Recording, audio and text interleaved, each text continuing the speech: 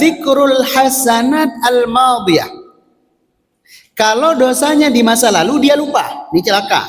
Yang kedua, giliran amal solihnya, giliran kebaikannya diingat. Mudah mengingat kebaikan yang dulu pernah dilakukan, itu ciri celaka kedua. Padahal kita kadang-kadang begitu ya. Kalau dosa yang kita lakukan kita gampang lupa, kalau kebaikan yang pernah kita lakukan kita susah lupa. Sehingga kemudian kebaikan-kebaikan yang dulu-dulu yang sudah kita lakukan dengan ikhlas itu, sholatkah, puasakah, kurbankah, menjadi hilang pahalanya gara-gara di hari ini atau hari esok kita ungkit-ungkit lagi. Misalnya kita memberikan masukan ke pengurus masjid, tolonglah masjid itu begini, sebaiknya begini, alangkah sempurnanya kalau begini. Ternyata kita kurang direspon, langsung tiba-tiba kita bilang, Masjid Baitus Salam nih kalau bukan karena saya dulu yang bantu semennya, nggak jadi tiang-tiang ini. Giliran kebaikan di masa lalu diingat, habis itu pahalanya, habis. Dulu pernah saya singgung sedikit, tidak ada satupun kebaikan yang dicatat menggunakan tinta permanen. Itu bahasa saya lah. Tidak ada satupun kebaikan yang dicatat dengan tinta permanen. Maksudnya apa? Sewaktu-waktu kalau kita ungkit-ungkit, sewaktu-waktu kalau kita ingat-ingat, bukan menutup kemungkinan Allah akan menghapus. Itu anak yatim itu, Ustaz.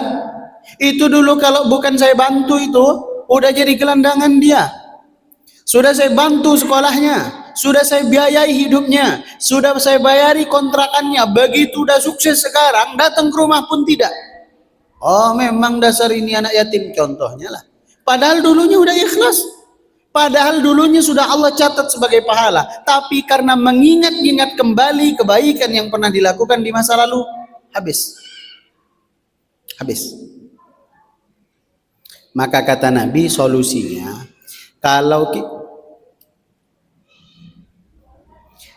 kita pernah melakukan kebaikan, kalau kita pernah melakukan dosa di masa lalu, ingat, jangan sampai lupa.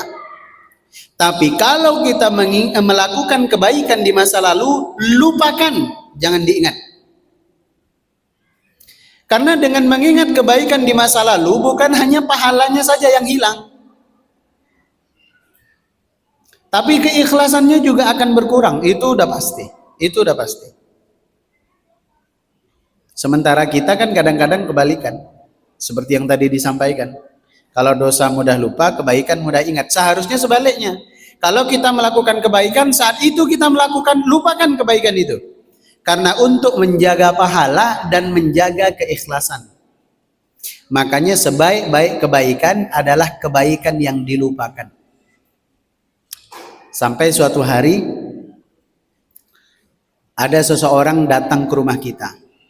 Pak, apa kabar Pak? Baik. Silakan duduk.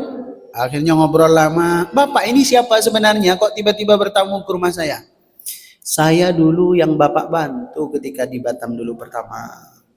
Yang udah Bapak tampung beberapa hari di rumah, yang sudah Bapak kasih uang saku untuk saya beberapa hari tinggal di Batam. Alhamdulillah sekarang saya sudah sukses. Kemudian kita ngomong, kapan ya? Itu kebaikan yang sempurna itu. Kita berbuat baik kepada orang lain sampai kita lupa bahwa kita pernah melakukan kebaikan itu. Itu yang paling baik di hadapan Allah Subhanahu wa ta'ala.